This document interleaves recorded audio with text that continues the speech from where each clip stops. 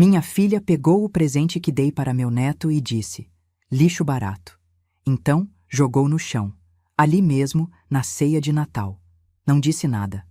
Apenas retirei meu investimento, mandei buscar o BMW e falei: agora você está por sua conta. Ela ficou pálida na hora. A caixa caiu no chão com um barulho seco. O papel de presente rasgou. O vidro do telescópio trincou. E todos na sala ficaram em silêncio. Meu nome é Clarice. Tenho 68 anos, e naquela noite de Natal, algo dentro de mim morreu. Não foi só o presente que se despedaçou no chão da sala de jantar da minha filha. Foi 40 anos de sacrifício. Foi cada noite que passei acordada pagando contas. Foi cada sonho que engoli para que ela pudesse realizar os dela. Tudo ali, destroçado aos meus pés, junto com aquele telescópio que levei 3 semanas escolhendo. Minha filha Bruna tinha acabado de abrir o presente que dei ao meu neto Arthur, na frente de toda a família. Virou o rosto, leu o valor na nota fiscal que ficou grudada por engano e disse com aquela voz fria que eu nunca tinha ouvido dela: R$ 4.000 nisso? Você ficou louca, mãe? Isso aqui é lixo barato perto do que meu filho merece. E jogou. Simplesmente jogou no chão. Arthur tinha 7 anos. Ele amava estrelas. Passava horas me mostrando vídeos de constelações no celular velho que eu tinha dado a ele. Aquele telescópio era profissional, importado, com lentes que permitiam ver até os anéis de Saturno. Eu tinha escolhido cada detalhe. Tinha escrito uma carta à mão falando sobre sonhos, sobre olhar para o céu quando a vida dói, sobre nunca parar de acreditar no impossível. Tudo isso estava agora espalhado no chão. Os livros de astronomia que acompanhavam o presente abertos em páginas amassadas. O globo celeste com uma rachadura atravessando o Equador. Arthur começou a chorar baixinho. Meu coração se partiu junto com aquele vidro. Mas sabe o que mais me machucou? Não foi a reação dela. Foi o silêncio de todo mundo na sala. Meu genro Rodrigo estava encostado na parede, de braços cruzados, com aquele sorriso de canto de boca, como se estivesse assistindo a um show que ele mesmo tinha dirigido. A família dele, cunhada, sogra, olhavam para os próprios pratos, constrangidos, mas ninguém disse nada. Ninguém me defendeu. E Bruna? Bruna nem piscou. Apenas pegou o iPad que tinha dado ao Arthur 2 minutos antes. Um iPad de última geração, embrulhado em papel importado, e colocou no colo dele, limpando as lágrimas do rosto do menino com aquela pressa irritada de quem quer fazer uma cena desaparecer rápido. Pronto, amor, esquece isso. Olha o presente de verdade que a mamãe te deu. Eu não gritei, não chorei, não fiz escândalo. Apenas levantei da cadeira, peguei minha bolsa e disse com uma calma que nem eu sabia que tinha dentro de mim: entendo perfeitamente, Bruna. Feliz Natal. E saí. Ninguém me seguiu. Ninguém pediu para eu ficar. Ouvi apenas o barulho da minha própria respiração enquanto caminhava até meu carro. Quando fechei a porta do motorista e liguei o motor, minhas mãos tremiam. Não de raiva, de clareza. Aquela clareza fria e cortante que vem quando você finalmente enxerga a verdade que passou anos evitando olhar de frente. Eu não era a mãe de Bruna. Eu era o banco dela. E naquela noite, no silêncio daquele carro parado na garagem da casa que eu ajudei a comprar, eu tomei uma decisão. Se ela queria me tratar como banco, eu ia agir como um. E todo banco cobra suas dívidas. Antes de continuar, se você quer saber histórias reais de superação, de mulheres que encontraram sua força quando tudo parecia perdido, inscreva-se no canal, porque o que aconteceu depois dessa noite, ninguém esperava, nem eu. Eu construí tudo sozinha.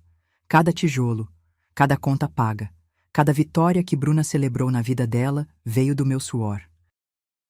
E naquela madrugada, depois da ceia, sentada na varanda do meu apartamento com uma xícara de chá esfriando nas mãos, eu finalmente permiti que as memórias viessem. Todas elas, sem filtro, sem a desculpa maternal que eu sempre usava para justificar tudo. Eu tinha 28 anos quando me tornei viúva. O pai de Bruna, Augusto, morreu num acidente de trabalho quando ela tinha apenas 3 anos. Estrutura metálica que desabou numa obra. Ele nem deveria estar lá naquele dia. Era folga dele. Mas Bruna tinha desenvolvido uma infecção grave e precisava de cirurgia urgente. O plano de saúde não cobria. Augusto foi até a construtora buscar um adiantamento do salário. Ele nunca voltou. Fui chamada no hospital onde ele foi levado. Cheguei a tempo de segurar a mão dele enquanto os médicos desligavam os aparelhos. Bruna ficou com minha mãe. Ela nem entendeu direito o que tinha acontecido. Só repetia: "Cadê o papai?" Eu não tive tempo de desmoronar. Tinha uma filha de 3 anos, uma cirurgia para pagar e nenhuma rede de apoio. Meus pais eram humildes demais para ajudar além do básico. A família de Augusto sumiu depois do enterro. Então, eu fiz o que tinha que ser feito. Trabalhei. Eu era contadora. Boa no que fazia. Peguei turnos extras, atendia clientes em casa à noite, fazia declarações de imposto de renda aos fins de semana. Bruna cresceu me vendo trabalhar, sempre trabalhando. Eu perdia apresentações na escola, festinhas de aniversário, reuniões de pais, mas pagava tudo. Roupa boa, material escolar completo, cursinho de inglês. Eu nunca tirei férias, nunca viajei, nunca comprei nada para mim que não fosse estritamente necessário. Mas Bruna teve tudo. Quando ela tinha 16 anos, comecei a investir. Comprei um apartamento pequeno para alugar, depois outro. Fui juntando, aplicando, multiplicando. Eu tinha um talento natural para números, para estratégia. E um medo profundo de que minha filha passasse pelo que passei. Aos 45 anos, eu tinha um patrimônio sólido. 3 imóveis alugados. Aplicações que rendiam bem. Comprei o triplex onde moro hoje. Vale 2.800.000 reais. Comprei um BMW X5 à vista. Tinha 1.200.000 em investimentos. Tudo isso sozinha. Sem ajuda. Sem marido. Sem herança. E sabe para quem eu fazia tudo isso? Para Bruna. Sempre para ela. Quando ela entrou na faculdade de arquitetura, paguei tudo. Mensalidade de 3.200 reais. Material, computador, viagens de estudo. Ela nunca precisou trabalhar. Nunca. Eu achava que estava fazendo o certo. Achava que estava dando a ela a vida que eu nunca tive. A segurança, a tranquilidade, a chance de sonhar sem medo. Mas ali, naquela madrugada fria de dezembro, olhando para as luzes da cidade através da janela, eu entendi o erro. Eu não criei uma filha grata. Eu criei uma filha acostumada a receber, acostumada a exigir, acostumada a me ver como uma fonte inesgotável de recursos, não como uma pessoa, não como uma mãe que sangrou para dar a ela tudo o que tinha. O telefone vibrou na mesa. Era uma mensagem de Bruna.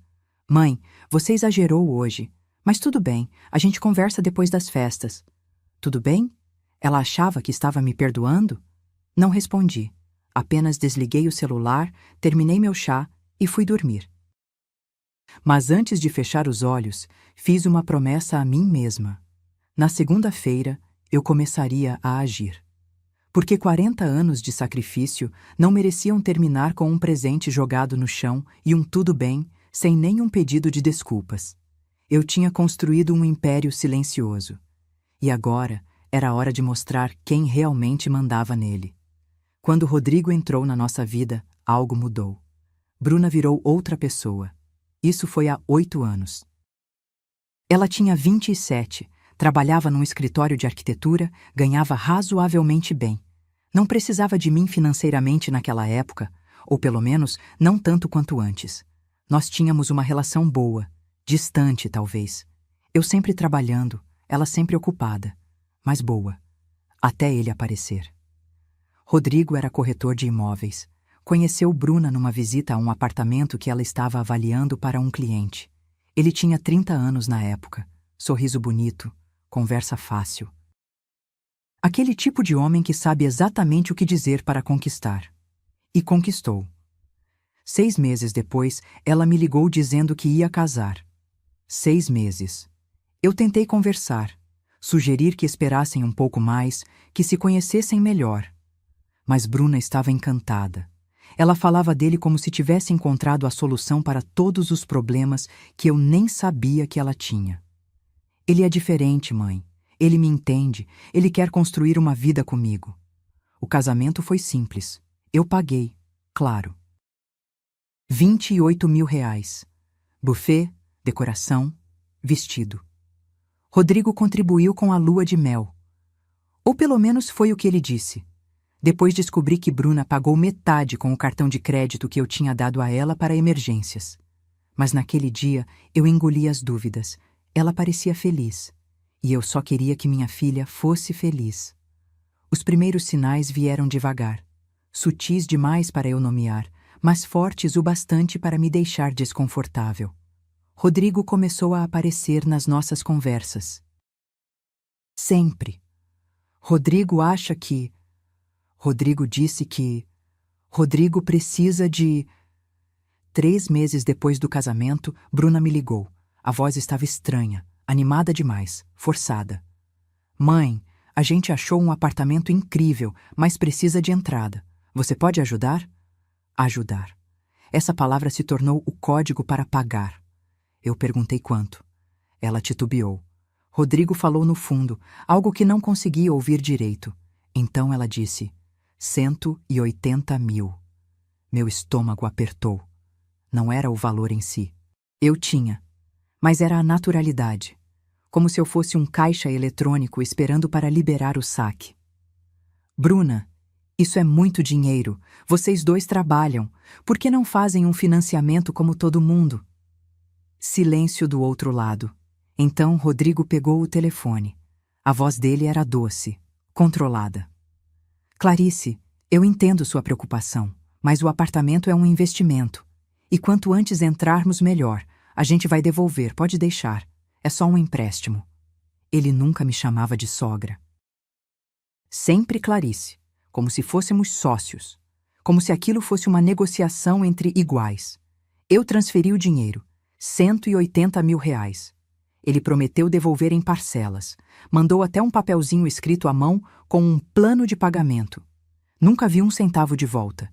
Mas isso foi só o começo. 1 ano depois, Bruna engravidou.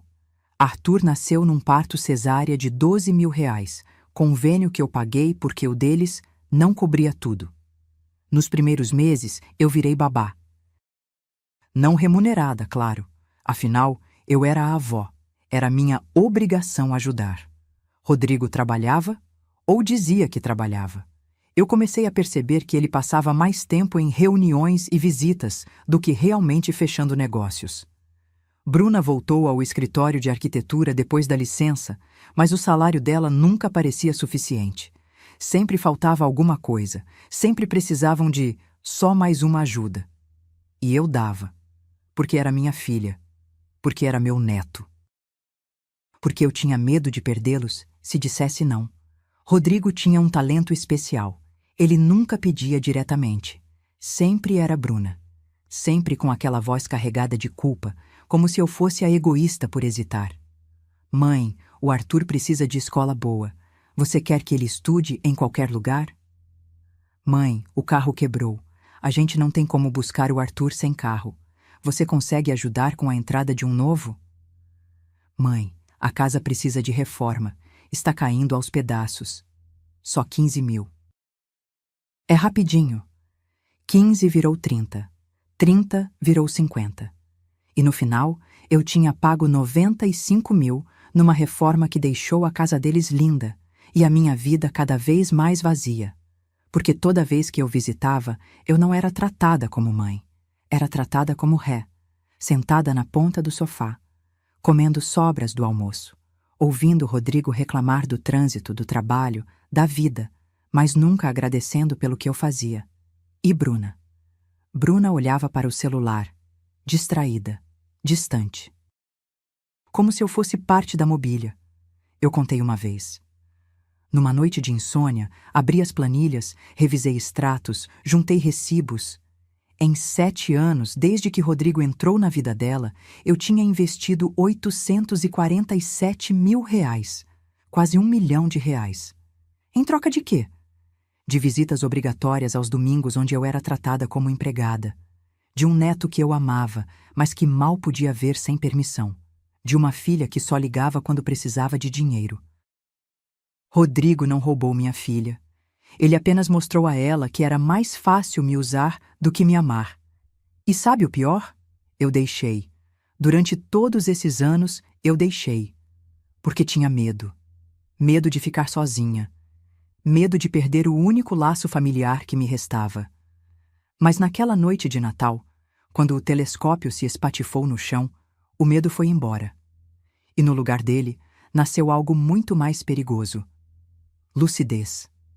Era sempre só mais essa vez, mãe. Mas nunca era a última. Nos dias seguintes ao Natal, enquanto Bruna esperava minha ligação, porque ela sempre esperava que eu voltasse atrás, que pedisse desculpas por alguma coisa que nem era minha culpa, eu comecei a fazer algo que deveria ter feito anos atrás. Organizei tudo, cada transferência, cada pagamento, cada promessa quebrada. Sentei no meu escritório em casa, abri as gavetas onde guardava recibos, extratos bancários, conversas impressas.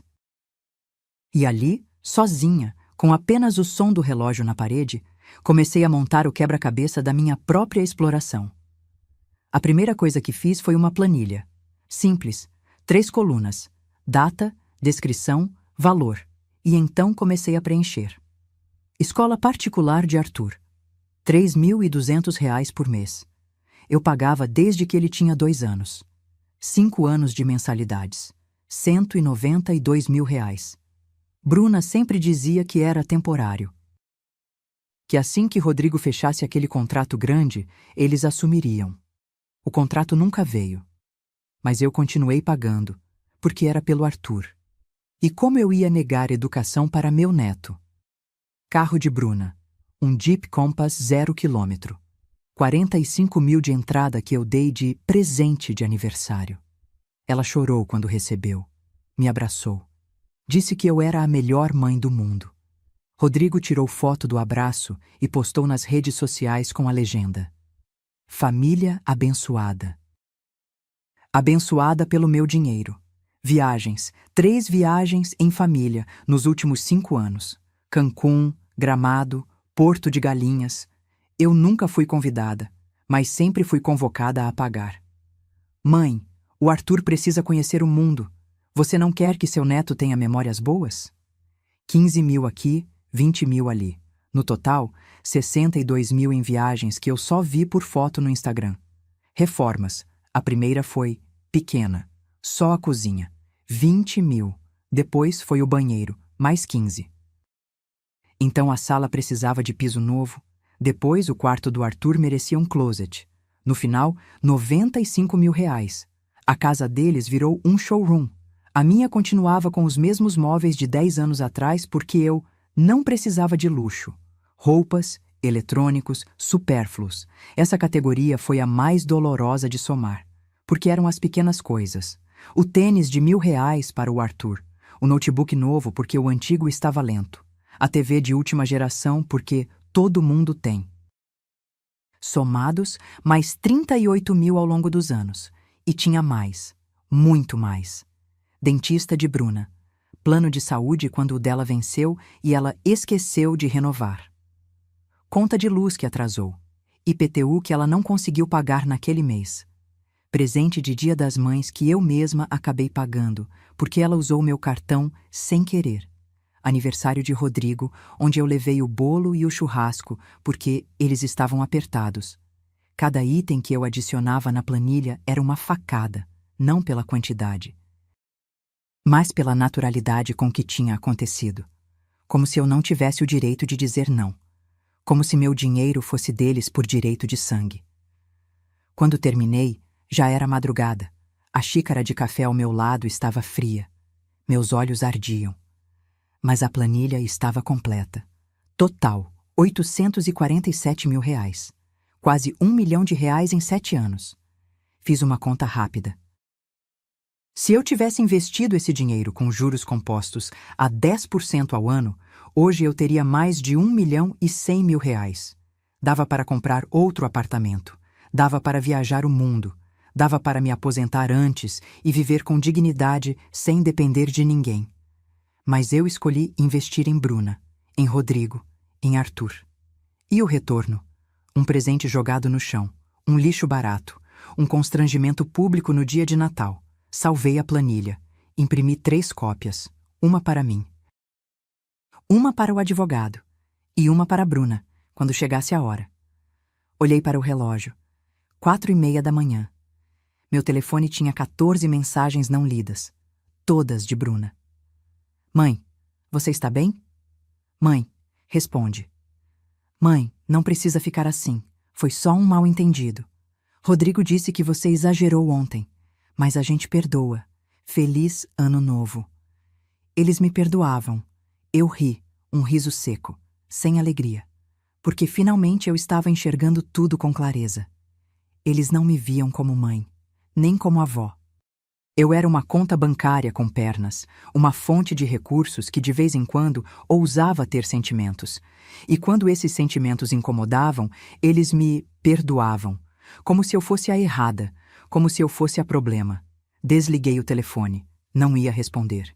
Não ainda. Porque agora eu tinha uma arma nas mãos. E essa arma se chamava verdade, documentada, comprovada, irrefutável. 847 mil reais não desaparecem sem deixar rastro. E eu estava prestes a fazer eles encararem cada centavo. Demorei 3 semanas escolhendo aquele telescópio. Queria que fosse perfeito. Isso foi em novembro, 2 meses antes do Natal, que mudaria tudo. Eu tinha ido buscar Arthur na escola, como sempre fazia às terças e quintas, porque Bruna tinha reunião e Rodrigo estava fechando um negócio. Arthur entrou no carro com os olhos brilhando, segurando um papel amassado. Vó, olha o que a tia ensinou hoje!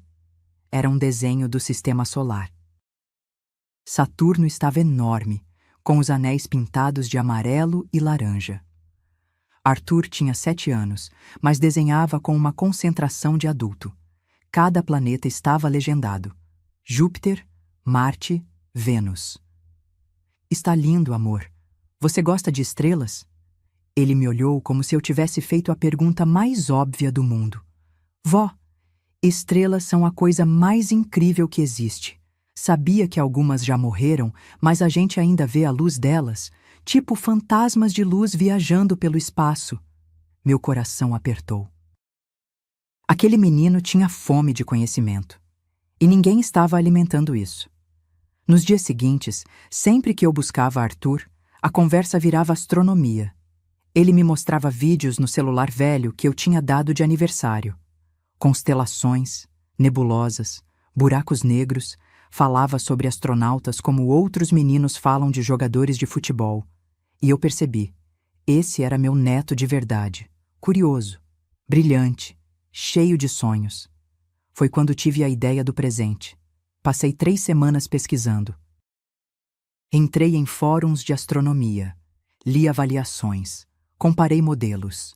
Queria algo profissional, mas que uma criança conseguisse usar. Algo que mostrasse a Arthur que os sonhos dele importavam, que alguém acreditava nele.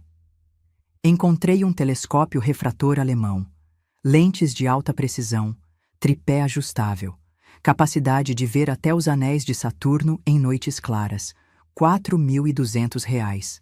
Caro? Sim, mas Arthur merecia, e eu tinha condição. Comprei também 3 livros de astronomia infantil, um mapa celeste que brilhava no escuro e um globo que mostrava as constelações. Embrulhei tudo com papel azul escuro estampado de estrelas. Passei uma tarde inteira fazendo o laço perfeito e escrevi uma carta. Arthur, meu querido neto, as estrelas estão aí em cima esperando por você. Algumas parecem pequenas, mas são gigantes. Outras parecem longe, mas estão mais perto do que a gente imagina. E todas elas têm histórias, igual você. Nunca deixe ninguém apagar o brilho do seu olhar. Nunca deixe ninguém dizer que seus sonhos são pequenos demais. Quando olhar pelo telescópio e ver Saturno pela primeira vez, lembre-se, a avó acredita em você. Sempre. Com amor, vó Clarice. Dobrei a carta e coloquei dentro de um envelope dourado, pregado no embrulho.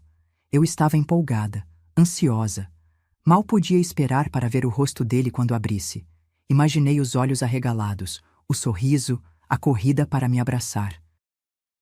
Mas enquanto eu planejava esse momento de alegria, outra coisa estava acontecendo nos bastidores. Rodrigo estava pressionando. 2 semanas antes do Natal, Bruna me ligou. A voz estava tensa. Mãe, o Rodrigo está com uma oportunidade incrível. Uma sociedade numa imobiliária grande, mas precisa de capital inicial. Meu estômago embrulhou. Eu já conhecia esse roteiro. Quanto? 200 mil. 200 mil reais, como se fosse nada. Bruna, isso é muito dinheiro. E todas as outras vezes que ele pediu para investir, o que aconteceu? Silêncio constrangido. Mãe, dessa vez é diferente. É uma empresa de verdade, com contrato. Ele vai virar sócio. A gente vai finalmente ter estabilidade. Você não quer isso para a sua família? Sua família. Como se eu não fizesse parte. Como se eu fosse apenas a patrocinadora externa. Pela primeira vez em anos eu disse, não. O silêncio do outro lado foi ensurdecedor. Como assim não? Não tenho esse dinheiro disponível agora, Bruna. E mesmo que tivesse, não seria prudente. Quantas vezes vocês me pediram dinheiro prometendo retorno? E quantas vezes devolveram?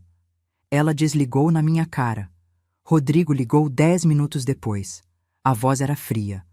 Clarice, acho que você não entendeu a oportunidade.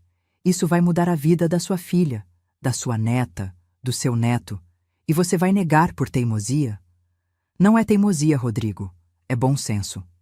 Que pena. Porque a gente sempre pensou em você como parte da família. Mas parece que família só importa quando é conveniente para você. E ele desligou também. Nos dias seguintes, Bruna mal respondia minhas mensagens. As visitas com Arthur foram canceladas.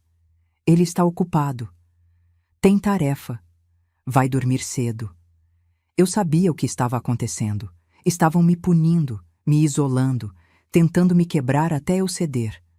Mas dessa vez, algo dentro de mim tinha mudado. Eu não ia ceder. Não ia me curvar. Não ia implorar pelo direito de ser tratada com dignidade. Então veio o convite para o Natal. Uma mensagem fria de Bruna. Ceia aqui em casa, 20 horas, traga sobremesa. Nenhum, por favor, nenhum sentimos sua falta. Apenas uma ordem. Eu podia ter recusado, podia ter mandado o presente pelos correios e ficado em casa. Mas eu não ia fazer isso, porque eu precisava olhar nos olhos dela.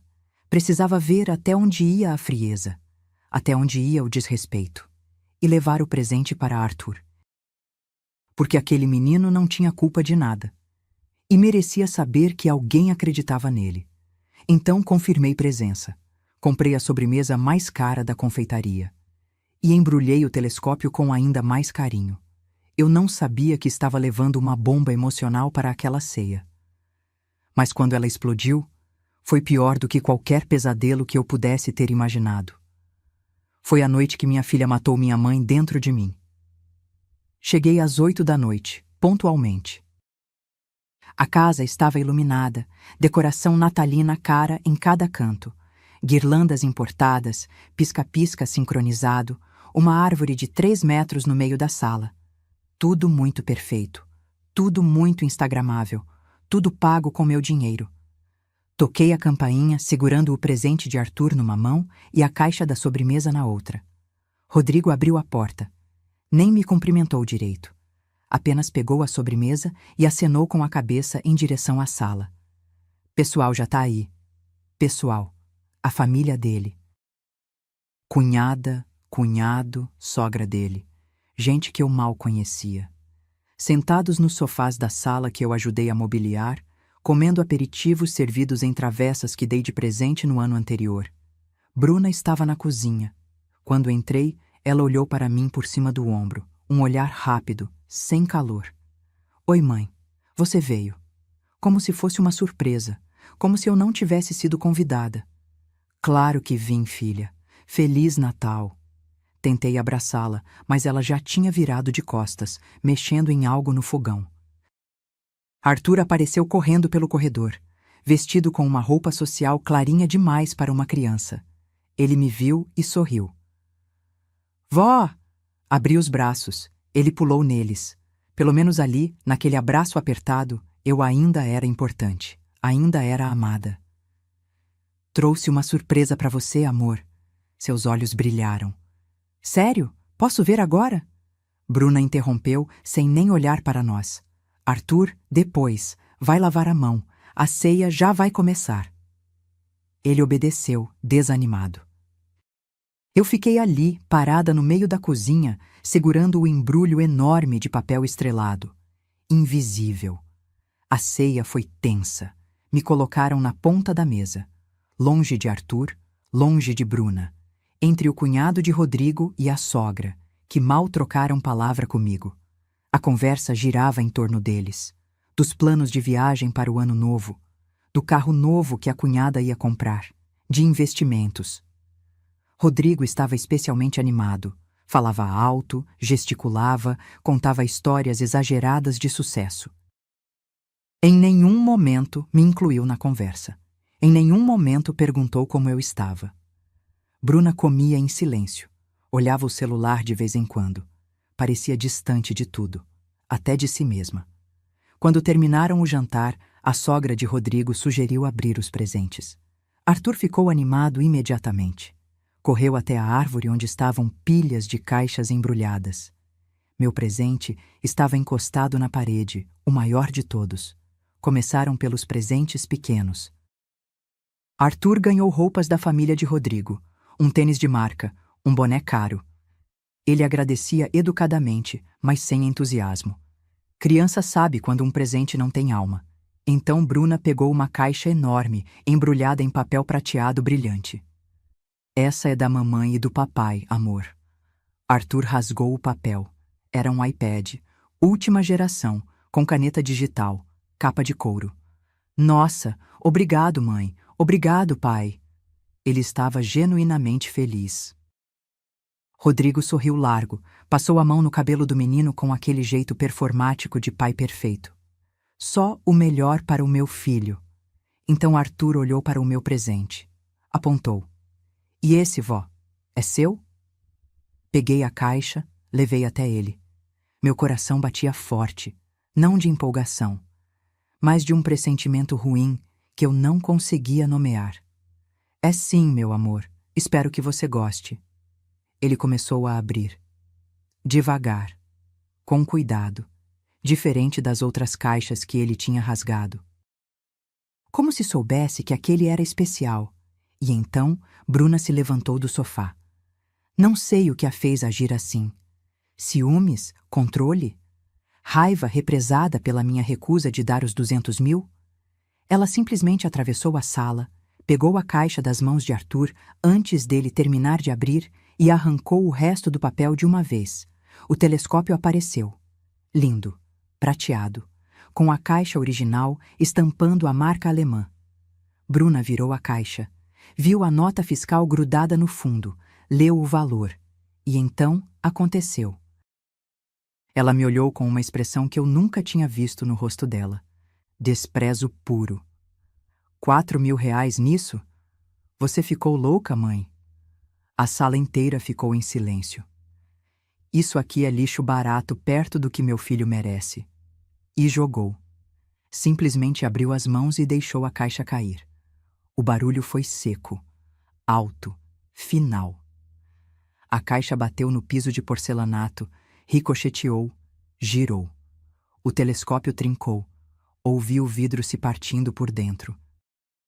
Os livros que estavam junto escaparam, abertos, páginas amassadas. O globo celeste rolou para debaixo da mesa com uma rachadura no meio. Arthur começou a chorar.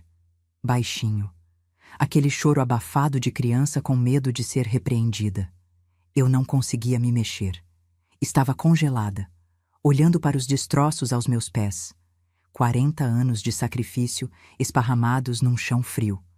Ninguém disse nada. A família de Rodrigo olhava para os próprios pratos, constrangidos, mas nenhum deles me defendeu. Nenhum deles disse: "Ei, isso foi longe demais." Rodrigo estava encostado na parede, de braços cruzados, sorrindo. Aquele sorriso de canto de boca, como se tivesse acabado de ganhar uma aposta. Bruna pegou o iPad, colocou no colo de Arthur, limpou o rosto dele com pressa irritada. "Pronto, amor, esquece isso. Olha o presente de verdade que a mamãe te deu." Arthur segurou o iPad com as mãos trêmulas, mas continuou olhando para o telescópio quebrado no chão, para os livros abertos, para a carta dourada que havia caído perto do meu pé. Eu me abaixei, peguei a carta, guardei no bolso, então me levantei, peguei minha bolsa e olhei para Bruna pela última vez como mãe. "Entendo perfeitamente, Bruna. Feliz Natal." Minha voz saiu calma, firme, sem lágrimas, sem gritos, apenas uma clareza fria e cortante. Atravessei a sala. Ninguém me acompanhou até a porta. Ninguém pediu para eu ficar. Ouvi apenas o som do silêncio constrangido atrás de mim. Entrei no meu carro. Fechei a porta. Coloquei o cinto. E foi só quando liguei o motor que minhas mãos começaram a tremer. Não de raiva, não de dor, de libertação.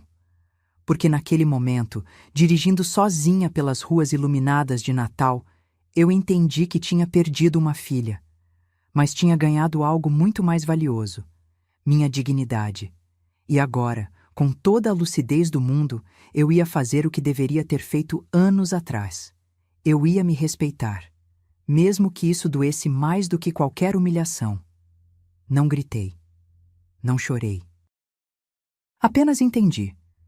Cheguei em casa às 10h30 da noite. Subi os 3 andares do meu triplex em silêncio. Tranquei a porta, tirei os sapatos e sentei no sofá da sala, ainda de casaco, olhando para a árvore de Natal que eu mesma tinha montado. Simples, com enfeites antigos, sem pretensão. O celular vibrou. Uma mensagem de Bruna. "Mãe, você podia ter ficado para a sobremesa." Só isso. Nem um pedido de desculpas, nem um reconhecimento do que tinha acontecido. Como se jogar o presente no chão fosse um detalhe irrelevante.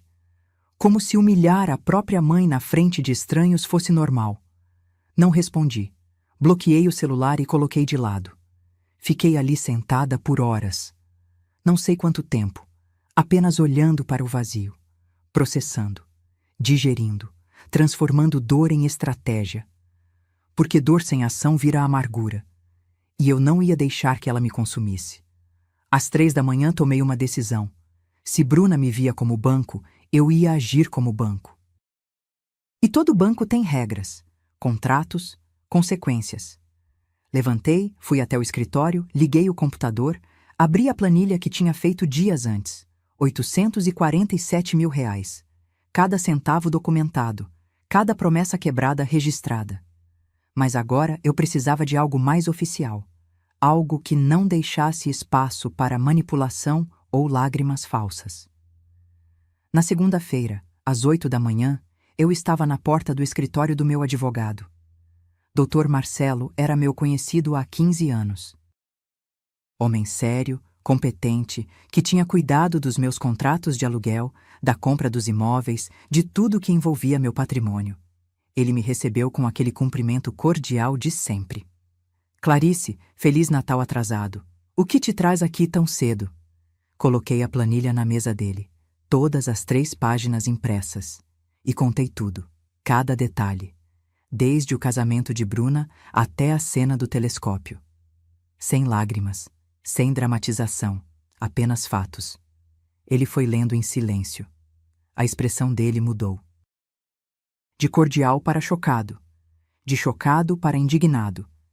Quando terminou, tirou os óculos, esfregou os olhos. "Clarice, isso é abuso financeiro familiar. Você sabe disso, né?" "Eu sei. E quero que você elabore uma notificação extrajudicial. Quero exigir a devolução de tudo, com juros e correção monetária." Ele hesitou. "Você tem certeza? É sua filha. Isso pode romper de vez o relacionamento de vocês." Eu o olhei nos olhos. Marcelo, o relacionamento já está rompido. Eu só não tinha percebido. Ele assentiu, entendeu, e começou a trabalhar. Levamos a manhã inteira montando o documento. Cada valor foi listado, cada transferência comprovada, cada promessa registrada. No final, com juros de 6% ao ano e correção monetária, a dívida total chegava a R$ 1.100.000. R$ 1.100.000. Vou dar a ela 60 dias para negociar um plano de pagamento. Se não houver resposta, entro com ação judicial. Marcelo preparou a notificação. Formal, fria, irrefutável. Mas eu não ia parar por aí. Saí do escritório dele e fui direto ao banco. Pedi para falar com meu gerente. Clarice, o que posso fazer por você? Quero cancelar alguns serviços. Primeiro, o pagamento automático da mensalidade da escola de Arthur. R$ 3.200 que saíam da minha conta todo dia 15. Cancelado. Segundo, o cartão de crédito adicional que Bruna usava. Limite de R$ 15.000. Bloqueado. Cancelado. Terceiro, a autorização para ela movimentar uma conta poupança que eu tinha aberto para emergências da família. R$ 62.000 parados. Transferi tudo para minha conta corrente. Ela não ia tocar em mais nada. O gerente me olhou com aquela expressão de quem quer perguntar, mas não pode. Tudo certo, Clarice? Tudo perfeitamente certo. Estou apenas reorganizando minhas prioridades. Assinei os documentos. Saí do banco mais leve do que tinha entrado. Mas ainda tinha uma coisa: o BMW. Aquele carro estava oficialmente no meu nome. Eu tinha comprado à vista 2 anos atrás. Mas Bruna o usava emprestado, porque o Jeep dela gastava muito combustível. E o BMW era mais seguro para buscar Arthur. Liguei para a concessionária. Pedi para eles me passarem o contato de um chaveiro especializado. Expliquei a situação. Senhora, o carro está onde? Na garagem da minha filha. Mas é meu. Tenho o documento aqui comigo. Então não há problema. Podemos resgatar o veículo hoje mesmo, se a senhora autorizar. Autorizei. Eles foram buscar às 2 da tarde. Bruna não estava em casa. Rodrigo provavelmente estava em alguma reunião. O BMW foi rebocado de forma completamente legal. Voltou para a minha garagem. E só então, depois de tudo organizado, tudo cancelado, tudo retirado, eu liguei para a Bruna. Ela atendeu no terceiro toque. A voz estava irritada. Mãe, você sumiu. Tá tudo bem? Está tudo ótimo, Bruna. Só estou te ligando para avisar que você vai receber uma notificação extrajudicial pelos correios nos próximos dias. Recomendo que leia com atenção. Silêncio do outro lado. Como assim notificação? É uma cobrança formal. De tudo que você me deve. R$ 847.000. Com correção, R$ 1.100.000. Você tem 60 dias para negociar o pagamento. Mãe, você tá louca? Que história é essa? Minha voz saiu calma, gelada. É a história de 7 anos de abuso, Bruna. 7 anos de eu ser tratada como caixa eletrônico. E acabou. Se você quer me tratar como banco, eu vou cobrar como banco. Simples assim. Mas, mãe, eu sou sua filha. Exatamente. Você é minha filha. Não era para eu precisar cobrar nada. Não era para você ter jogado o presente do seu filho no chão. Não era para você me humilhar na frente de estranhos. Mas aqui estamos. Ela começou a gritar. Eu desliguei. 2 minutos depois, Rodrigo ligou. Voz alterada. Agressiva. Clarice, que palhaçada é essa? Você tá querendo destruir a nossa família? Não, Rodrigo. Estou apenas recuperando o que é meu. Ah, e outra coisa. O BMW voltou para minha garagem hoje. Ele nunca foi de vocês. Era emprestado, e agora eu estou pegando de volta. Ele explodiu. Xingamentos, ameaças. Disse que eu ia me arrepender, que eu ia morrer sozinha, que eu era uma velha amarga. Desliguei no meio da ligação. Bloqueei os 2 números. E pela primeira vez em 7 anos, dormi a noite inteira sem acordar angustiada. Porque eu tinha feito o que deveria ter feito desde o começo. Tinha me escolhido. Coloquei tudo no papel. Cada centavo. Cada promessa quebrada. Passaram-se 5 dias desde aquela ligação. 5 dias de silêncio absoluto. Bruna não tentou mais contato. Rodrigo parou de ligar. E eu? Eu segui minha rotina como se nada tivesse acontecido. Acordava cedo. Tomava café olhando para o horizonte pela janela do meu apartamento. Lia. Resolvia pendências. Vivia. Mas eu sabia que era a calmaria antes da tempestade. E a tempestade chegou numa quinta-feira. Bruna apareceu na porta do meu prédio às 9 da manhã. O porteiro me ligou pedindo autorização para deixá-la subir. Hesitei. Por um momento pensei em negar. Mas não ia fugir. Não dela. Não de mim mesma. Pode mandar subir. Quando ela tocou a campainha, respirei fundo antes de abrir. Preparei-me para lágrimas, para manipulação, para o roteiro que eu já conhecia de cor. Mas quando abri a porta, o que vi me surpreendeu. Bruna estava com o rosto inchado, olhos vermelhos, roupa amarrotada. Tinha dormido mal. Ou não tinha dormido. Ela entrou sem pedir licença, como sempre fazia, mas dessa vez havia algo diferente. Desespero real. Mãe, o que você fez? Fechei a porta, cruzei os braços. Fiz o que tinha que ser feito, Bruna. Você cancelou a escola do Arthur. Eles me ligaram hoje de manhã dizendo que a mensalidade não foi paga. Como eu vou explicar isso para ele? Você vai explicar que agora vocês vão ter que pagar, como todo mundo paga, como qualquer família responsável faz. Ela passou as mãos pelo rosto, desesperada. Mãe, a gente não tem R$3.200 sobrando todo mês. Você sabe disso. Então vocês vão ter que se organizar, cortar gastos, trabalhar mais. Ou colocar ele em escola pública, que também é educação de qualidade quando os pais se envolvem. Ela me olhou como se eu tivesse dito a maior blasfêmia do mundo. Escola pública? O Arthur? Por que não? Milhões de crianças estudam em escola pública e se tornam pessoas incríveis. Ou você acha que seu filho é melhor que os outros? Bruna começou a andar de um lado para o outro da sala, nervosa, perdida. E o cartão? Você bloqueou o cartão? Eu fui fazer compras no supermercado e foi negado. Você sabe a vergonha que eu passei?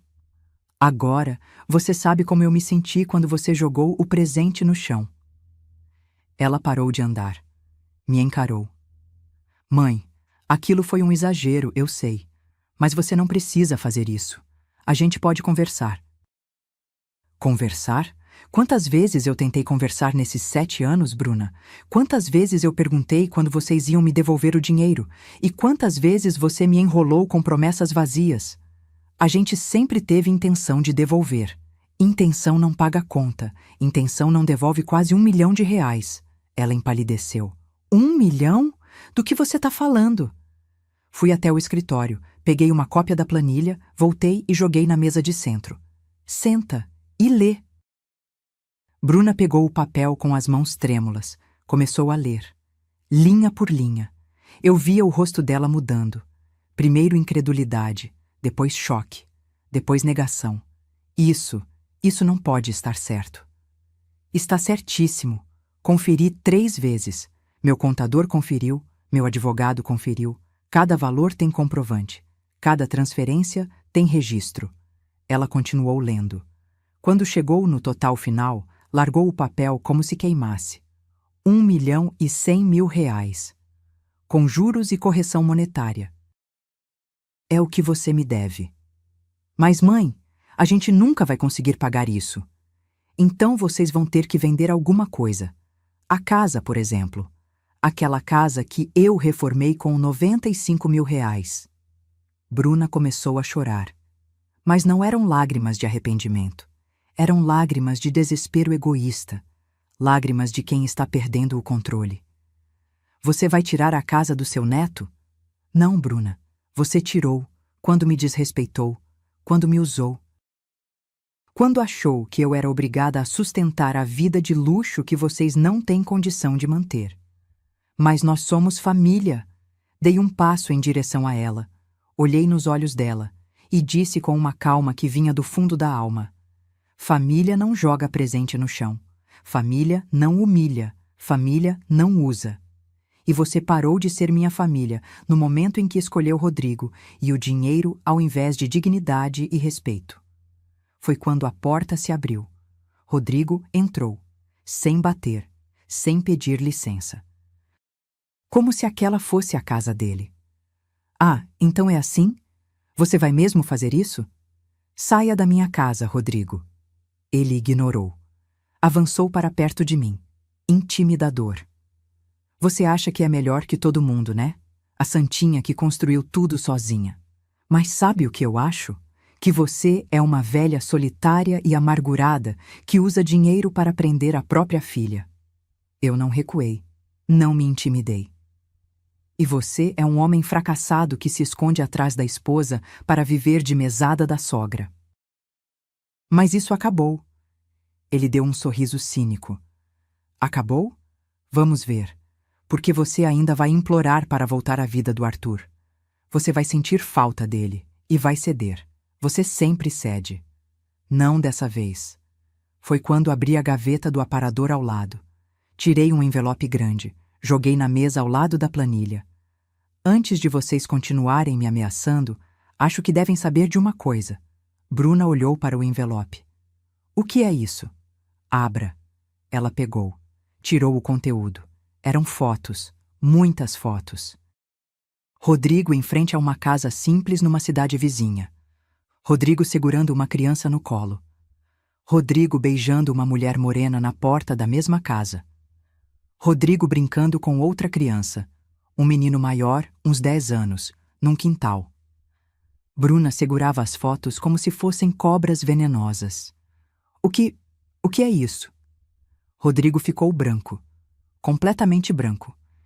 Isso é a outra família do seu marido, Bruna. Carolina, 41 anos, professora. E os filhos dele, Laura, 5 anos, e Bento, 11. Eles moram em Aparecida de Goiânia. Ele passa lá todo fim de semana que diz estar trabalhando. Bruna olhou para Rodrigo. Ele não negou. Não tinha como negar. As fotos eram recentes, datadas.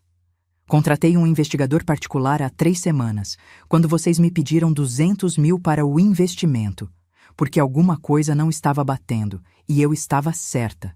Rodrigo tentou sair. Eu bloqueei a porta. Não. Você não vai sair até eu terminar. Clarice, isso não é da sua conta. É da minha conta sim quando você usa o meu dinheiro para sustentar 2 famílias. Aqueles 200 mil não eram para investimento nenhum, eram. Silêncio. Eram para comprar uma casa melhor para Carolina, porque a que vocês moram está pequena agora que Laura está crescendo. Bruna soluçou. Um soluço alto, desesperado. Rodrigo perdeu a pose. Ficou vermelho, nervoso. Você não tem direito de investigar minha vida. Eu tenho todo o direito de proteger meu patrimônio e minha filha, e agora ela sabe a verdade. Olhei para a Bruna. Ela estava destruída, segurando as fotos, chorando. Mas ainda assim, no fundo dos olhos dela, eu vi raiva. E a raiva não era dele, era minha. Isso é culpa sua, mãe. Se você tivesse dado o dinheiro, nada disso teria acontecido. E foi nessa hora que eu entendi. Não tinha mais volta. Bruna tinha escolhido o lado dela, e não era o meu. Saiam da minha casa, agora. Mãe, saiam! Eles saíram, Rodrigo arrastando Bruna que tropeçava, ainda segurando as fotos. E quando a porta se fechou, eu encostei nela e fechei os olhos. Não chorei, apenas respirei, porque a verdade dói. Mas libertar. Ela veio chorar, mas não pelos motivos certos. Passaram-se 2 dias, 2 dias de silêncio ensurdecedor. Eu imaginava que Bruna estaria processando tudo. O dinheiro, as dívidas, a traição de Rodrigo. Imaginava que ela estaria recompondo os pedaços da vida que tinha desmoronado, mas eu estava errada. No sábado de manhã, às 7h30, meu celular tocou. Era Arthur. Meu coração apertou. Atendi na mesma hora. Alô? Vó. A vozinha dele estava chorosa, abafada. A mamãe e o papai estão brigando muito. Tá muito alto. Eu tô com medo. Fechei os olhos. Respirei fundo. Amor, onde você está? No meu quarto, de porta fechada, mas eu consigo ouvir. Você quer que eu vá buscar você? Silêncio. Então ele sussurrou. A mamãe não deixa. Tudo bem, meu amor. Fica no seu quarto. Coloca o fone de ouvido, assiste alguma coisa. E qualquer coisa mesmo, você me liga de novo, tá bom? Tá, eu te amo, vó. Eu também te amo. Muito. Desliguei o telefone com as mãos tremendo. Não de medo, de raiva. Porque Arthur não tinha nada a ver com aquilo. Ele era inocente e estava pagando o preço de uma guerra que ele não começou. Às 9 da manhã, Bruna apareceu de novo. Dessa vez, sem avisar. O porteiro nem teve tempo de me ligar. Ela subiu direto, bateu na porta com força. Quando abri, ela empurrou a porta e entrou como um furacão. Você destruiu meu casamento. Fechei a porta com calma. Virei para ela. Eu não destruí nada, Bruna. Rodrigo destruiu, com mentiras, traições e uma segunda família que você nem sabia que existia. Mas você investigou, você foi atrás, você que trouxe essas fotos. E você preferia continuar sendo feita de idiota? Ela me encarou.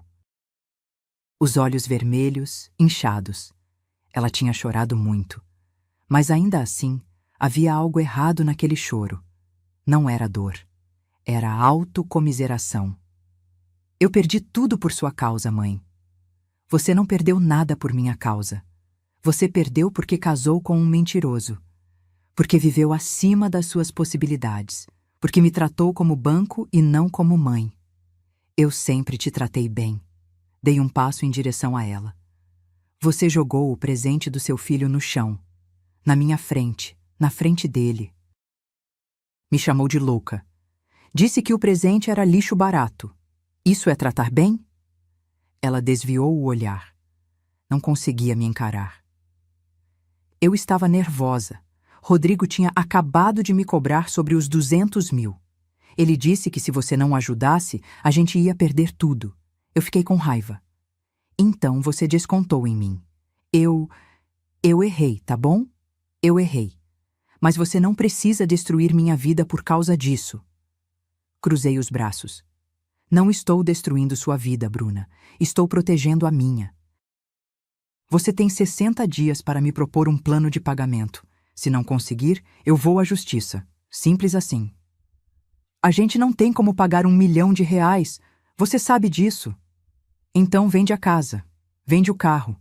Se organiza. Faz o que qualquer pessoa adulta faria. Ela começou a andar de um lado para o outro, desesperada. O Rodrigo foi embora. Parei. Como assim foi embora? Ontem à noite, depois que você mostrou as fotos, ele pegou as coisas e saiu. Disse que ia ficar uns dias fora para pensar, mas eu sei. Ele foi para a outra, para a Carolina. Ela disse o nome com tanto veneno que quase cuspiu. E agora? Agora eu vou ficar sozinha com o Arthur, sem dinheiro, sem ajuda, sem nada. Você tem emprego, Bruna? Ela me olhou como se eu tivesse dito algo absurdo. Meu salário é de R$5.800, mãe. Eu não consigo pagar escola de 3 mil mais aluguel. Espera, aluguel não. A casa é financiada. As parcelas são de 2.900. Sobra menos de 3 mil por mês para tudo. Comida, luz, água, internet, transporte. Como eu vou fazer? Do mesmo jeito que milhões de brasileiras fazem todo dia. Você corta o supérfluo, tira o Arthur da escola particular e coloca numa pública boa. Vende o Jeep e compra um carro popular. Para de viver além das suas condições. Mas eu não quero isso. E ali estava, a verdade crua. Ela não queria responsabilidade, não queria se adequar à realidade. Queria continuar vivendo a fantasia de classe média alta, bancada pelo meu suor. Então você vai ter que conseguir um emprego melhor, um segundo emprego, qualquer coisa, porque eu não vou mais pagar. Ela caiu no sofá, cobriu o rosto com as mãos, e ali, naquele silêncio pesado, eu quase cedi, quase senti pena. Mas então ela falou: pelo menos você pode continuar pagando a escola até o Arthur terminar o ano, né? Só mais 4 meses. Depois eu vejo o que faço. E a pena evaporou. Não, Bruna. Mas, mãe, é pelo Arthur. E justamente por ser pelo Arthur que eu estou fazendo isso. Porque ele precisa crescer vendo que as coisas têm valor. Que o dinheiro não cai do céu. Que a gente tem que trabalhar, se esforçar, ser grato. Você nunca aprendeu isso. E eu tenho culpa. Mas Arthur ainda tem chance. Ela se levantou, o rosto transformado em algo feio, raivoso. Você é cruel. Não, Bruna. Eu sou realista. E cansada. Ela foi em direção à porta, mas antes de sair virou para mim. Você vai se arrepender.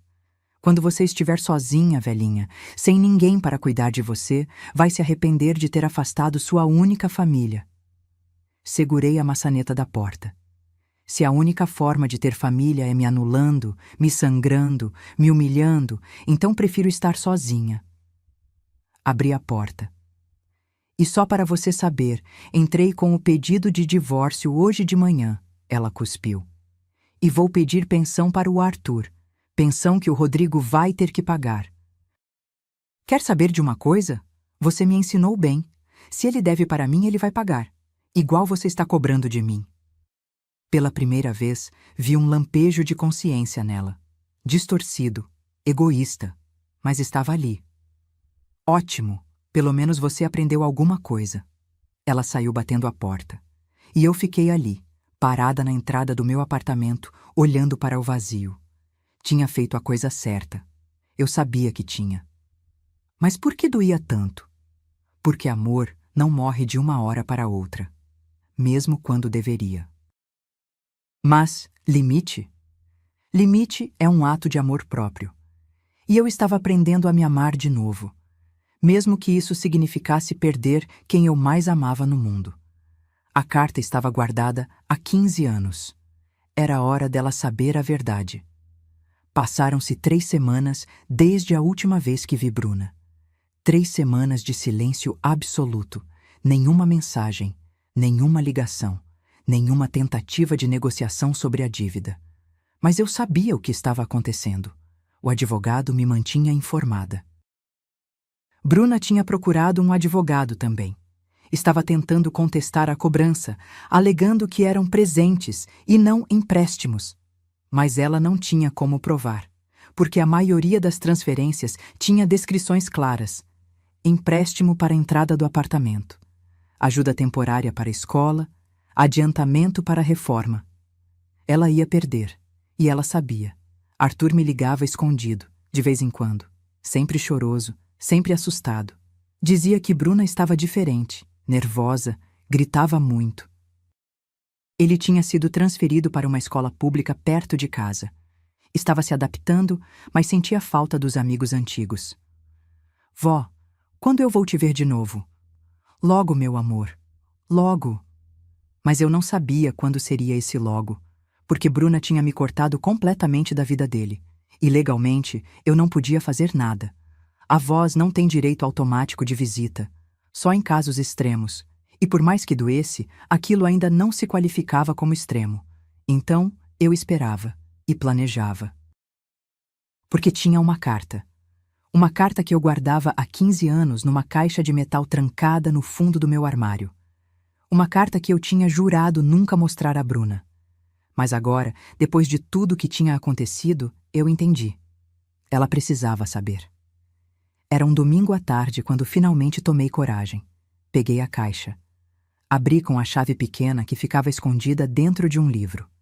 Lá dentro, junto com certidões antigas, documentos do Augusto, fotos desbotadas, estava o envelope. Amarelado pelo tempo, lacrado, com a letra dele na frente. Para minha filha, quando ela for grande o suficiente para entender. Augusto tinha escrito essa carta 2 dias antes de morrer. Ele não sabia que ia morrer, claro, mas tinha escrito como uma espécie de testamento emocional, algo para deixar para Bruna caso alguma coisa acontecesse com ele. E aconteceu. Na época, quando encontrei a carta entre as coisas dele, li sozinha. Chorei por horas e decidi guardar. Porque Bruna tinha apenas 3 anos. Era pequena demais. E depois, conforme ela crescia, sempre parecia cedo demais. Doloroso demais. Mas agora, depois de tudo, eu sabia. Ela precisava ler. Liguei para Bruna. Pela primeira vez em 3 semanas. Ela atendeu no 5º toque. A voz era fria. O que você quer? Preciso te ver. É importante. Se é sobre o dinheiro, fala com meu advogado. Não é sobre dinheiro. É sobre seu pai. Silêncio do outro lado. Longo. Pesado. Meu pai? Ele morreu há 35 anos. O que você quer falar sobre ele? Venha aqui, por favor. É importante. Ela hesitou, mas algo na minha voz deve ter soado diferente, porque ela concordou. Tá bom, vou aí amanhã, de manhã. E desligou. Na segunda-feira, às 9 em ponto, ela estava na minha porta. Entrou em silêncio. Não me abraçou. Não sorriu. Apenas entrou e ficou de pé na sala, esperando. Peguei a caixa de metal. Coloquei na mesa de centro. Senta, Bruna. Ela sentou. Desconfiada, abri a caixa. Peguei o envelope amarelado. Estendi para ela. Isso é do seu pai. Ele escreveu 2 dias antes de morrer. Ela pegou o envelope como se fosse algo sagrado. Olhou para a letra na frente. Por que você nunca me deu isso? Porque eu estava esperando o momento certo. E esse momento é agora. Ela abriu com cuidado. Tirou a carta. 3 páginas escritas à mão. A letra de Augusto era firme. Clara. Cheia de vida. E então ela começou a ler.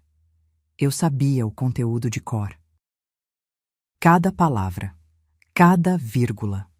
Minha pequena Bruna, se você está lendo isso, é porque eu não estou mais aí. E eu peço desculpa por isso. Desculpa por não estar presente nos seus aniversários, nas suas formaturas, no seu casamento. Desculpa por ter partido cedo demais. Mas eu quero que você saiba uma coisa. Cada segundo que passei na Terra, eu passei pensando em você e na sua mãe. Vocês são minha razão de existir. Meu propósito. Meu tudo. Sua mãe é a mulher mais forte que eu conheço. Ela trabalha demais, se preocupa demais, se doa demais. Às vezes eu tenho medo de que ela esqueça de cuidar dela mesma, de tanto cuidar de você. Promete para mim, minha filha. Cuida dela, porque ela vai cuidar de você a vida inteira. Mas ela também precisa ser cuidada. Ela também precisa de carinho, de reconhecimento, de alguém que diga obrigado. Eu sei que você vai crescer, vai estudar, vai ter uma vida incrível, porque você é filha da Clarice, e tudo que ela toca vira ouro. Mas quando a vida ficar difícil, e ela vai ficar, não esquece, sua mãe sangrou para te dar o melhor. Ela abriu mão dos sonhos dela para realizar os seus. Isso tem valor. Isso é amor. Amor de verdade. Não deixa ninguém falar mal dela. Não deixa ninguém usar ela. E, principalmente, não usa ela você mesma. Porque mães não são infinitas. Elas cansam. Elas quebram. E quando quebram, não tem conserto. Te amo, minha princesa. Para sempre. Papai. Bruna terminou de ler. Dobrou a carta com as mãos trêmulas. E então, finalmente, começou a chorar. Mas não era mais aquele choro manipulador. Era um choro profundo, verdadeiro, quebrado. Ele morreu por minha causa. Meu estômago embrulhou. O que você quer dizer? Você nunca me contou direito como ele morreu. Só disse que foi acidente no trabalho. Respirei fundo. Era a hora. Foi numa quinta-feira, dia de folga dele. Mas você tinha acordado com febre alta, 40 graus. A gente te levou no hospital. Era uma infecção grave. Precisava de cirurgia urgente. O plano de saúde não cobria. Eram 12 mil reais. Bruna me olhou com os olhos arregalados. A gente não tinha. Augusto foi até a construtora buscar um adiantamento do salário. O chefe dele negou. Ele insistiu, implorou. O chefe acabou cedendo, mas pediu para ele ajudar a carregar umas vigas que tinham chegado. Só uns minutinhos, ele disse. Seu pai topou, porque ele faria qualquer coisa por você. Parei. Respirei. A estrutura metálica desabou. Ele estava embaixo. Bruna cobriu a boca com as mãos. Quando chegaram no hospital, ele ainda estava consciente. Me viu, segurou minha mão. E sabe qual foi a última coisa que ele disse? Ela balançou a cabeça, incapaz de falar. Ele disse: "Consegui o dinheiro. A Bruninha vai ficar bem." Bruna desmoronou. Literalmente. Deslizou do sofá para o chão, abraçando os próprios joelhos, soluçando de um jeito que eu nunca tinha visto. Ele morreu me salvando. E eu joguei tudo fora. Sentei no chão ao lado dela. Não a abracei, ainda não, mas fiquei perto. Eu não te contei isso antes porque você era criança. Depois, porque achei que ia te machucar demais. Mas agora você precisa entender. Seu pai morreu me dando condição de te criar, e eu usei cada centavo que ele conseguiu para te dar a vida que ele queria que você tivesse. Ela olhou para mim, os olhos inchados, destruída. E eu joguei o presente do Arthur no chão. Te chamei de louca. Te usei. Meu Deus, o que eu fiz? Você errou, Bruna. Errou muito, mas ainda dá tempo de consertar. Não dá, mãe. Não dá. Eu destruí tudo. Peguei o rosto dela entre as minhas mãos. Sempre dá tempo, mas você vai ter que escolher. Ou continua se afundando na autopiedade, ou levanta, assume suas responsabilidades e reconstrói sua vida com dignidade. Ela assentiu. Chorando ainda. Mas era um choro diferente agora. Era um choro de quem finalmente acordou. Perdoar não significa aceitar. E amor não significa ser capacho. 3 meses se passaram desde aquela conversa. 3 meses onde tudo mudou. Bruna não me ligou no dia seguinte. Nem na semana seguinte.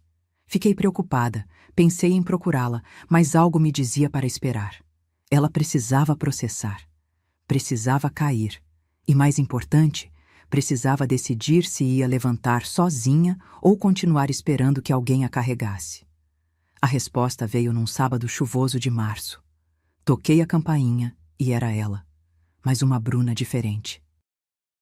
Cabelo preso num rabo de cavalo simples, sem maquiagem, roupa comum, calça jeans, blusa branca, tênis gasto, e nos olhos algo que eu não via há anos, humildade real. "Oi, mãe. Oi, filha. Entra." Ela entrou devagar. Olhou em volta como se estivesse vendo o apartamento pela primeira vez.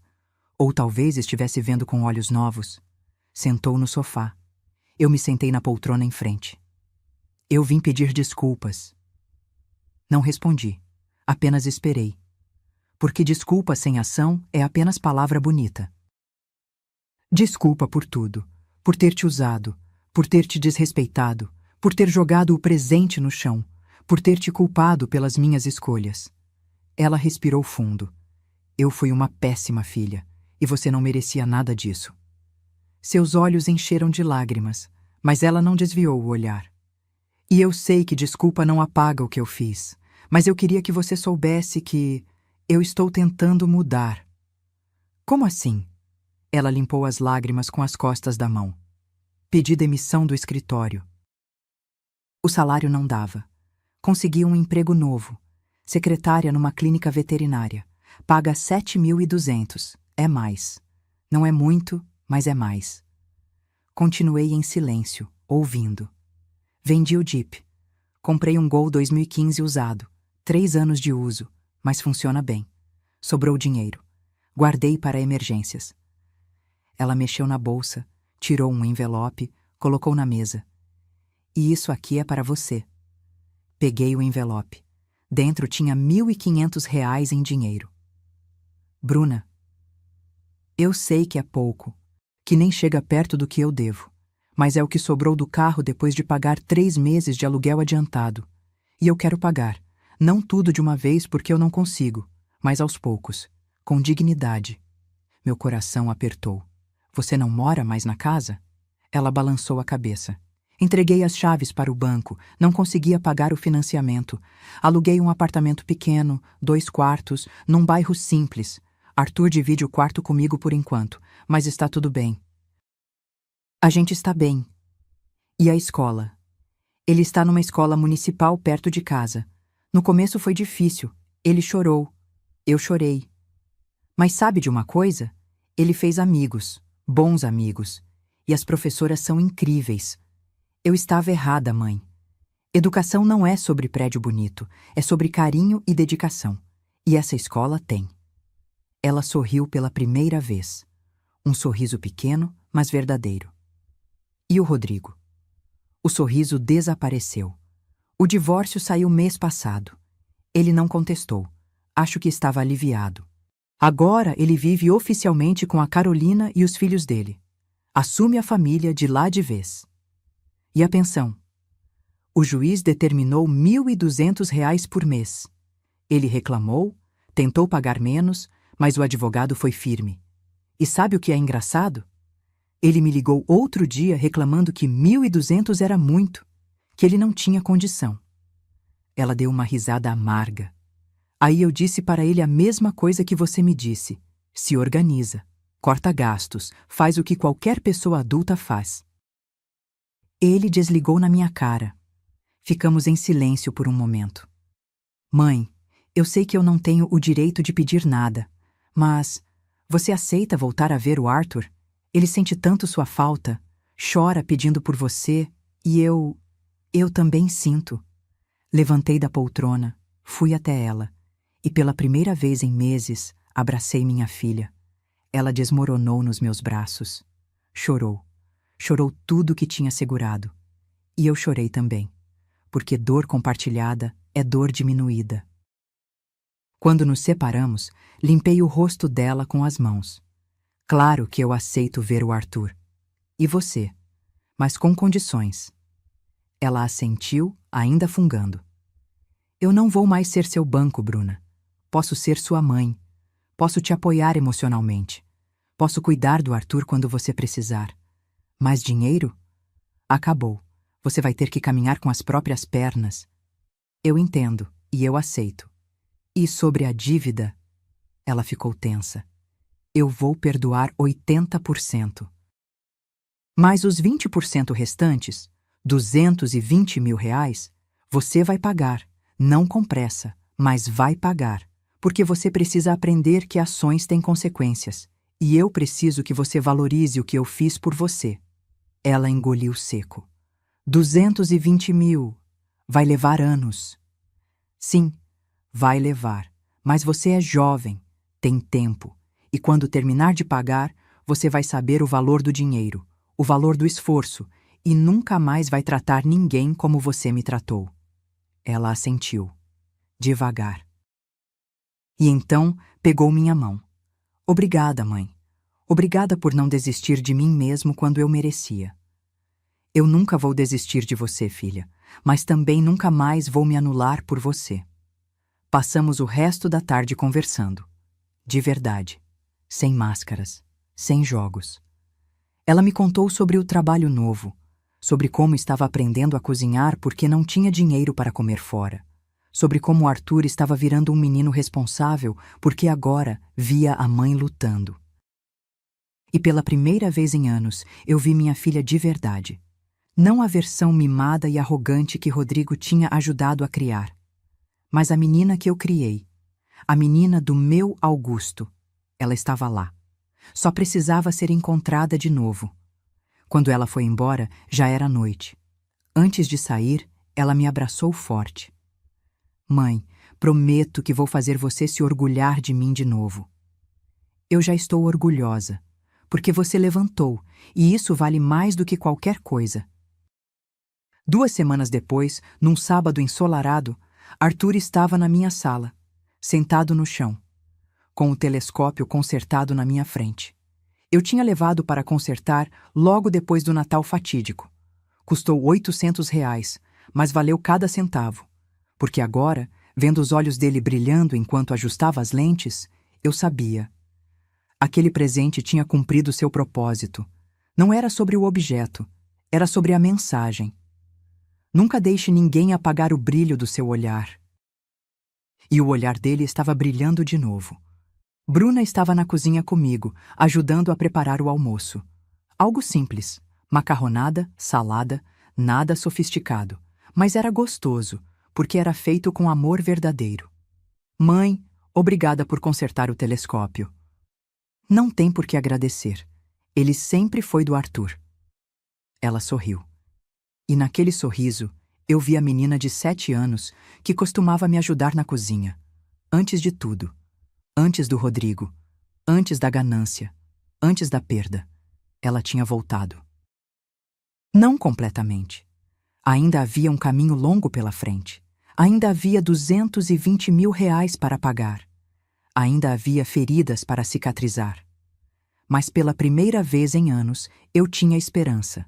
Porque justiça não é sobre vingança, é sobre equilíbrio. E finalmente, depois de tanto tempo, as coisas estavam se equilibrando. Perdi uma filha naquela noite de Natal, mas ganhei minha dignidade de volta. 1 ano se passou. 1 ano inteiro desde aquela ceia onde o telescópio se espatifou no chão junto com meu coração. 1 ano desde que decidi me respeitar.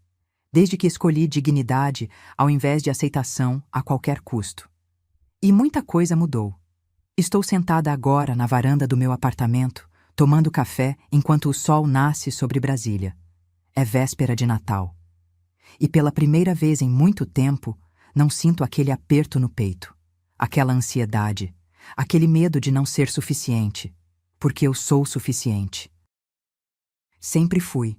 Só tinha esquecido. O telefone toca. É Bruna. Mãe, bom dia, tá de pé já? Já sim, filha. E você? Já faz tempo. Tô terminando de arrumar aqui. A ceia vai ser simples, mas tá ficando bonita. Você vem às 7, né? Vou sim. Precisa que eu leve alguma coisa? Só você. E se quiser trazer aquele bolo de cenoura que você faz, a gente agradece. Sorriu. Faço sim. Até logo. Até, mãe. Te amo. Também te amo. Desligo o telefone e fico olhando para o horizonte. Te amo.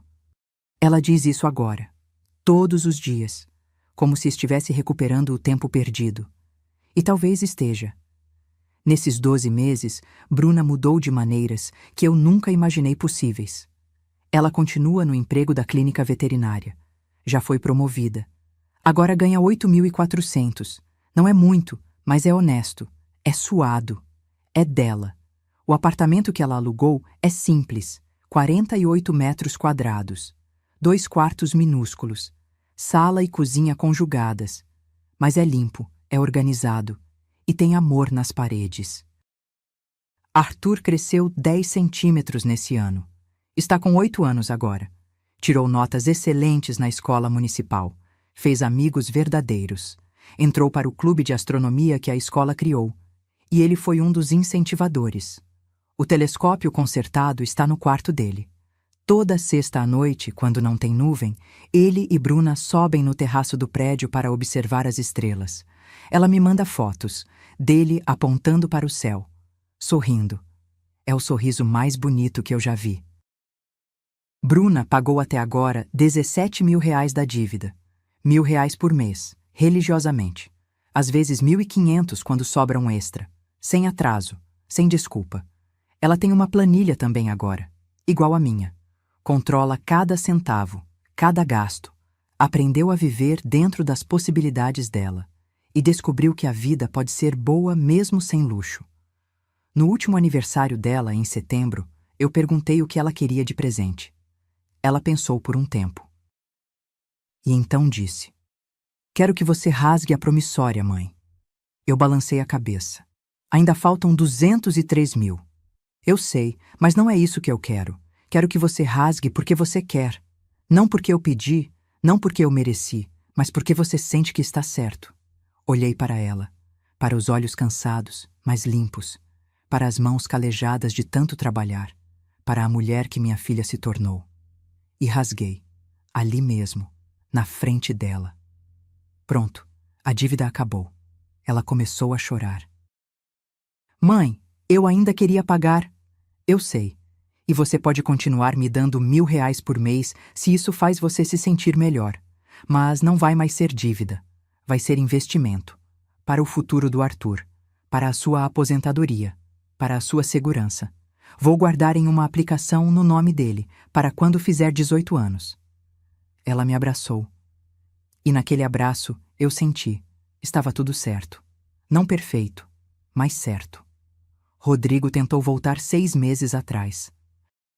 Apareceu na porta de Bruna num domingo à tarde, com flores, com desculpas, dizendo que a Carolina tinha terminado com ele, que ele tinha errado, que queria a família de volta. Bruna olhou para ele, pegou as flores e disse: Rodrigo, eu te agradeço por ter me ensinado a lição mais importante da minha vida. Nunca depender de ninguém além de mim mesma. Mas não, obrigada. Eu e o Arthur estamos bem, e você não cabe mais na nossa vida. E fechou a porta. Ele tentou insistir, mandou mensagens, ligou. Apareceu mais vezes, até que ela entrou com medida protetiva. Ele parou. Continua pagando a pensão. 1.200 por mês. Mas nunca mais tentou ver Arthur.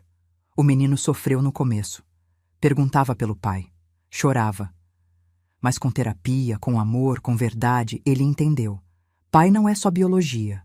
Pai é presença. E presença dele não tinha. Chego na casa de Bruna às 7 em ponto. Toco a campainha. Arthur abre a porta, já de pijama. Tradição que eu ensinei, de ficar confortável no Natal.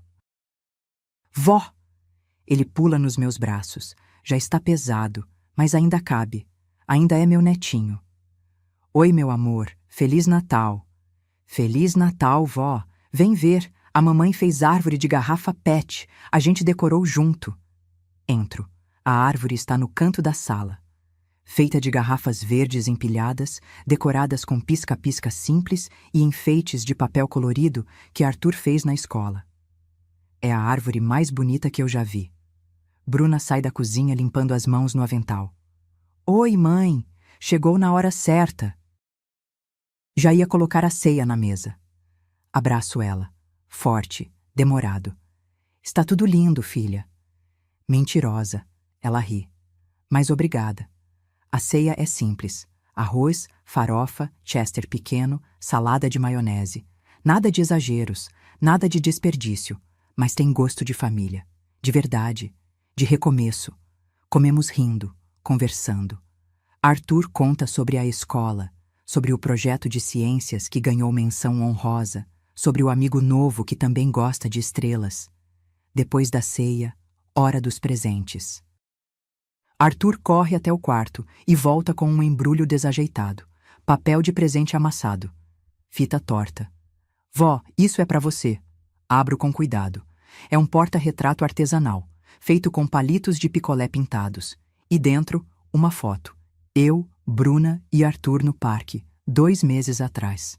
Sorrindo. Eu mesmo fiz o porta-retrato. Gostou? Amei, meu amor.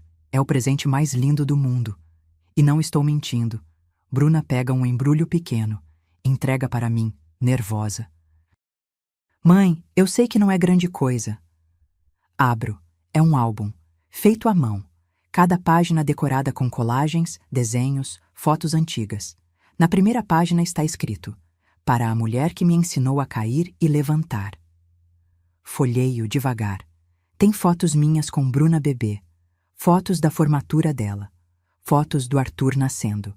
E entre as fotos, cartas escritas à mão, pedidos de desculpas, agradecimentos, memórias, promessas. Chego na última página. Está uma foto do telescópio consertado, com Arthur olhando através dele, e embaixo, escrito com a letra dela: obrigada por nunca desistir de mim, mesmo quando eu merecia. Te amo, mãe. Hoje, sempre, para sempre. Fecho o álbum. Limpo as lágrimas. É perfeito, filha. Obrigada.